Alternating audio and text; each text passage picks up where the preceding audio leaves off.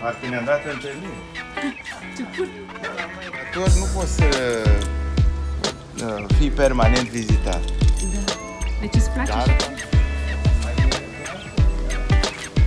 în mod fericit, o să arăt. Deci astea sunt vestitele chei. Da. Astea sunt cheile pe care le folosesc ca să deschid poarta soarelui acum.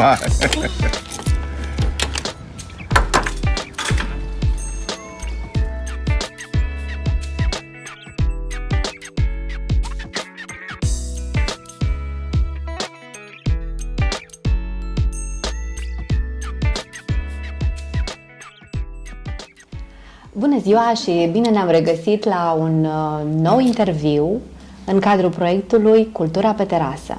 Astăzi avem bucuria să avem alături de noi artistul plastic Sorin Purcaru. Bună ziua și bine ați venit! Bună ziua și mulțumesc pentru invitație. Și vreau să vă propun, dacă sunteți de acord, să deschidem împreună un jurnal. Și dacă doriți, aș începe cu 21 iunie. V-ați ales o zi foarte interesantă să veniți pe pământ, având în vedere că e cea mai lungă zi din an.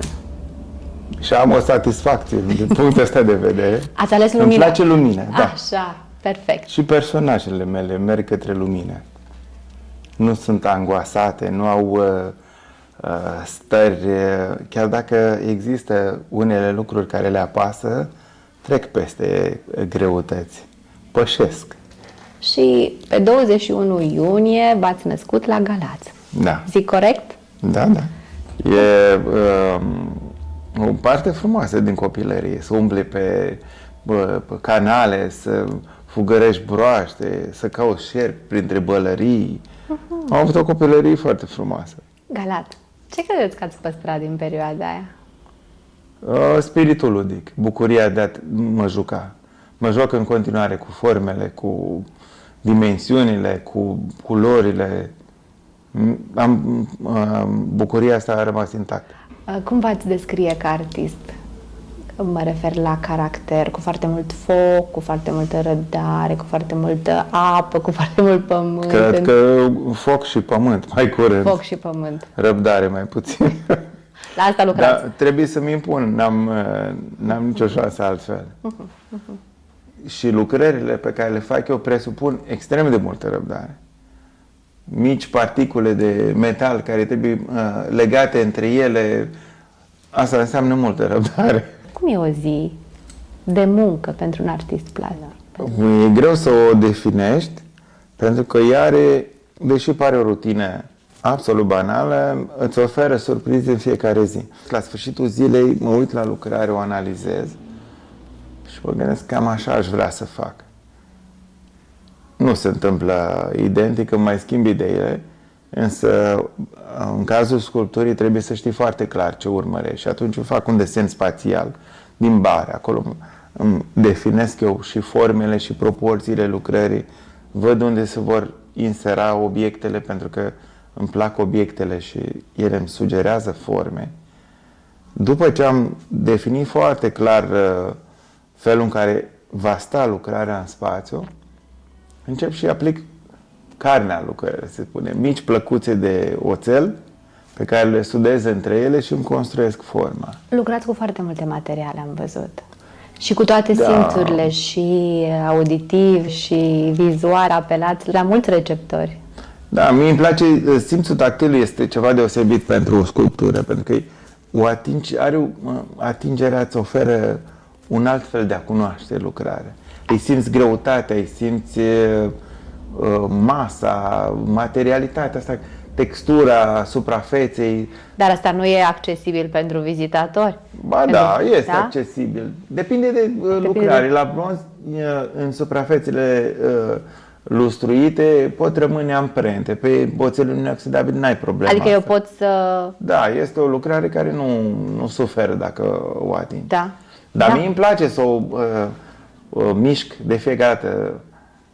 Și acum noi o vedem așezată pe plintă, dar atunci când te joci pur și simplu cu ea, construiești o formă nouă, e foarte plăcut. Terminați o lucrare minunată, sunteți mulțumit. Ce urmează? Cum urmează următoarea? Cum vine următoarea? În mintea, în sufletul dumneavoastră? Ele circulă, practic e un rezervor de forme, așa consider eu. Și lucrările iau naștere una din cealaltă. Ajung la teme noi, dar e o trecere firească. Ele sunt legate așa într-un fel de șuvoi și greu să prinzi un fir din care să desprinzi ceva. De asta de multe ori când descoperi câte un obiect nou care îmi place, apare o nouă temă. Adică, descoperiți un... Păi, să spunem că mi-au plăcut foarte mult casetele la un moment dat și așa a apărut Besacteaua. Besacteaua cu gânduri. Am vrut să Așa e intitulat. găsesc un personaj care are gândurile și frământările. Era nevoie de așa ceva. Și? Dar a rămas singură. De obicei se dezvoltă în cicluri lucrările. Ea a rămas singură. Și ce gânduri vă cară? Cele obișnuite, ale unui om obișnuit, pentru că nu avem o aură deasupra și nici nu suntem nemuritori, că tot vorbeam mai devreme. Noi așa vedem. Noi așa vedem și de asta vă prețuim atât de mult, că prin dumneavoastră... Frământările unui om, la Care un moment sunt dat, frământările unui artist? chestii de zi cu zi, așa, cum trebuie să faci niște plăți, ce mai trebuie să cumperi, toate lucrurile banale. Și Când mai aveți- trebuie electrozi de sudură, Așa. mai am nevoie de conflex, cred că am să mai cumpăr niște discuri de tăiat, trebuie să văresc undeva și n-am chef. Și atunci, geniu creator. Dar unde are loc pe lângă frământările astea? Ca noi să ne bucurăm de tot ceea ce creați. Păi e o parte din om. Da? E o parte care există în noi, cred că în fiecare dintre noi. Credeți? Se manifestă în mod diferit, în domenii diferite, dar cred că fiecare îl are. Și după cum văd eu, sensibilitatea, acolo suntem diferiți. Avem o plecare către o anumită zonă, cu anumite forme, anumite culori, sau nu. Treci indiferent, că asta este, ai alte preocupări, e ceva firesc până la urmă. Unde ne duc sculpturile dumneavoastră? Unde credeți că ne duc, apropo de altă lume? Sau Unde- unde ați vrea să ne ducă? Nu, vă duc unde vreți dumneavoastră. Pentru mine este esențial ca spectatorul să își construiască propria poveste, independent de ce am gândit eu. Ceea ce am gândit eu este relevant pentru mine, pentru felul în care am materializat un gând, dar nu neapărat un gând, o intenție nici nu e neapărat, că așa spui un gând, e un concept, are greutate, dar nu e adevărat. Simți că ai vrea să faci ceva. Și încep să mă joc cu formele și de rezervorul ăla descoper firul care îmi trebuie. Și de acolo ele, de exemplu, fata la care ne uităm acum n-a avut arii. Am și expus-o fără aripi la un moment dat. Dar mai trebuia ceva. Și mi-am dat seama, cred că la vreo 4 sau 5 luni de zile, Da? ce trebuie. Și acum e exact așa cum trebuie. Îi lipsea ceva. Asta e. Eu sunt foarte curioasă. Fata, când ați creat-o, ce era în... Hai să nu zicem gânduri, că ați spus că sunt destul de abstracte și reci. Ce emoții aveați atunci? Toate centauresele astea Așa. au ca prototip niște balerine pe care le-am desenat eu an la rând la Teatrul Nae Leonard. Mergeam să încerc să înțeleg Galați. forma umană, da? În Galați. Să o văd în mișcare, așezată, statică și ecouri din felul lor de a se mișca, din grația, din eleganța aia, au rămas în toate lucrările. Da, asta și percep mișcare, Da. elegant. Ea nu-i static, are un elan, parcă se pregătește să-și ia zborul. Cel puțin așa o văd eu acum, că nici nu știu dacă m-am gândit neapărat în sensul ăsta. Cum e publicul dumneavoastră? Asta aș vrea să știu și eu. Cum credeți că e publicul? Eu zic că e un public curios, un public care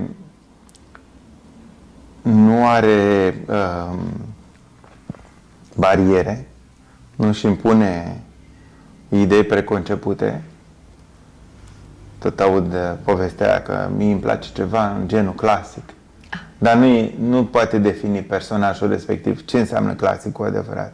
Dar are o anumită idee despre cum ar trebui să fie arta. Ei, cei cu care dialoghează mai bine lucrările mele sunt oameni liberi, au o minte deschisă. Deși uneori lucrările mele pot fi destul de...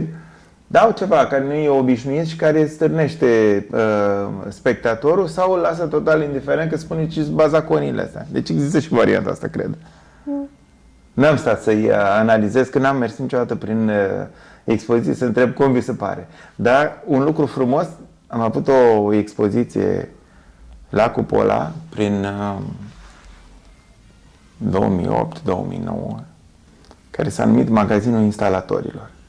Erau niște personaje construite, figuri quasi umane, dar în care includeau piese din diverse robineți, mă rog, ceva care ține de instalații. Că de-aia am spus Magazinul Instalatorilor. Și deschisesem expoziția, a apărut în ziar o informație și cu afișul expoziției. La Cupola s-a deschis Magazinul Instalatorilor. Eram în expoziție și vine un domn foarte simpatic și zice: eu am citit în ziar că s-a deschis un magazin pentru instalatori și vreau și un robinet de 14 fii, nu știu. Era literăm acolo, da. Așa de mult mi-a plăcut. Zic, uite, omul potrivit la locul potrivit. I-am spus că nu pot să-l scot din lucrare, dar aș fi dispus. Așa că... A gustat până la urmă? A stat și a admirat robinetul? A stat la povești după aceea, pentru că s-a amuzat și el. Deci venise el în centru ca să caute Magazinul Instalatorilor. Păi, cred că asta e paradoxal, că dumneavoastră în prima fază duceți în eroare. Că nu știm de unde să începem și după aia regăsim atât de multe elemente din noi în toate sculpturile dumneavoastră, cum spuneați, că sculpturile sunt ale noastre în interpretare. Da, așa este. Dacă e un cățel și trece prin o lucrare, nicio caz nu o să o perceapă decât ca o bucată de metal. El își dezvoltă o poveste sau te îndeamnă să îți construiești o poveste doar dacă ai deschidere și le privești liber.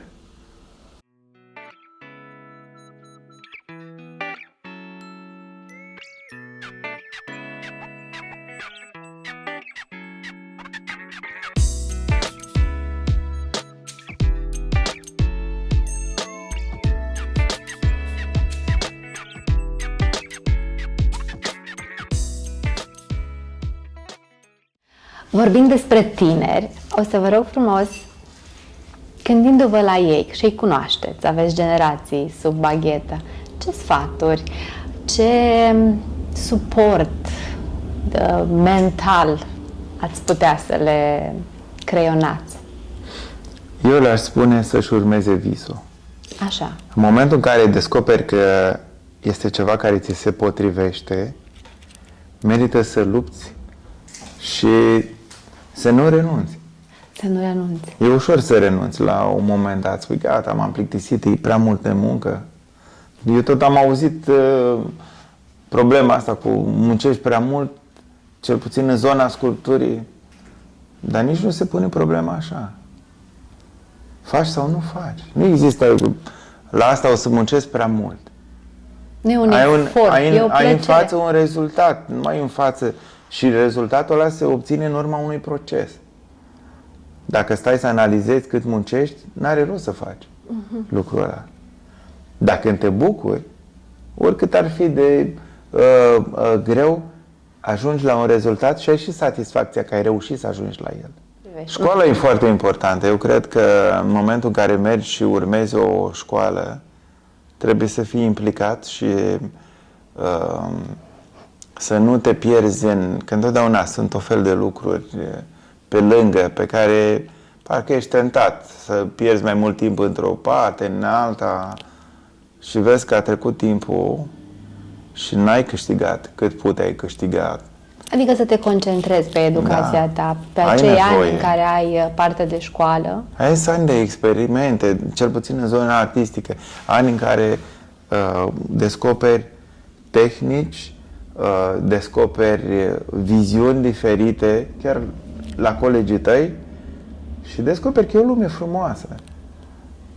Dar trebuie să stai în atelier și să lucrezi ca să descoperi asta. Nu poți altfel. Deci și școala e importantă. În momentul în care începusem să lucrez, bineînțeles că nu reușești să desenezi foarte bine dintr-o dată.